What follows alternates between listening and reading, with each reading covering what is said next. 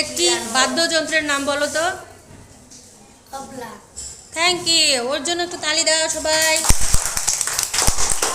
শ্রাবন্তী, তুমি একটি বাদ্যযন্ত্রের নাম বলো তো। হারমোনিয়াম। ঠিক আছে, সবাই একটা তালি দাও। সামিয়া, তুমি একটি বাদ্যযন্ত্রের নাম বলো তো। বাঁশি। বাঁশি। বাহ, সুন্দর বলেছো, সবাই তালি দাও। তার বলো তো, আমাদের জাতীয় সঙ্গীতের রচয়িতাকে। রবীন্দ্রনাথ ঠাকুর। বাহ, সুন্দর।